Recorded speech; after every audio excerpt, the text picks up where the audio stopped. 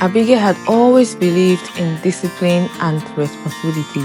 When she married Jonah, a single father to 5-year-old Ethan, she knew blending their family wouldn't be easy, but she was determined to raise both Ethan and her 1-year-old daughter, Mia, with strong values.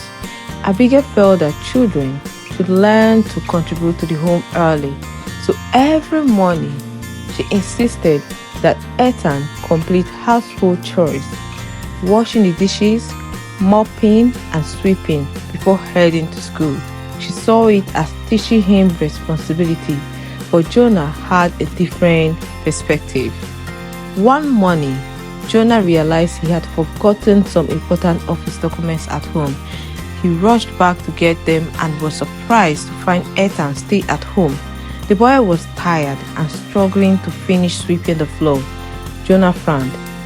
"Ethan, why aren't you ready for school?" he asked, concerned. Before Ethan could respond, Abigail, who was seated in the couch, responded, "He's almost done. He needed to finish a choice before leaving," she said as a matter of fact. Jonah's expression darkened. "Choice? Before school? Abigail, he's just 5. He shouldn't be doing all this in the morning. He needs time to get ready, eat, and prepare for school." Abigail looked at him.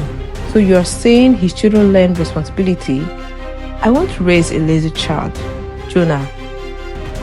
Jonah took a deep breath, trying to remain calm. "Abigail, he's a child, not a housekeeper. Would you make Mia do all this before school when she turns 5? Abigail hesitated, but then raised her chin defiantly. "If that's how you feel, then maybe I don't belong here. Maybe I should leave." Jonah's face hardened. "You are free to go if you want, but you're not taking my daughter with you." Abigail was stunned. She hadn't expected such a firm response. For the next few days, tension filled the house. They barely spoke. Then one evening, Jonah sat Abigail down. His voice was calm but firm. "It's inhuman to subject a 5-year-old to all these chores before school. It doesn't even make sense because he won't be able to do one chore properly and finish on time, let alone sweep, wash dishes, and mop before school. It's too much for a grown person, not to talk of a child who is just 5 and still learning how to handle things. There are better ways to teach responsibility." Abigail frowned but didn't respond. Jonah continued, his voice firm yet controlled. "As your husband, I don't put you under pressure, so don't put Ethan under pressure. He is not my child alone. He is our child because we are married. There is a thin line between discipline and child abuse. Know the difference and train him in love." Abigail's lips parted slightly, as if to argue, but she hesitated. "So what are you saying?" she finally asked, her voice quieter now. "I'm not against Ethan learning to do chores," he said. "But asking a 5-year-old to do all that before school isn't right. He's too young for that pressure." Abigail listened and kept a straight face. Jonah continued, "If the chores are too much for you, you can hire a maid.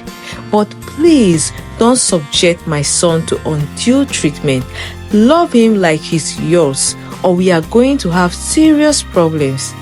Abigail looked away, deep in thought. She hadn't realized how much Jonah valued fairness between the children. Did she truly see Ethan as her own?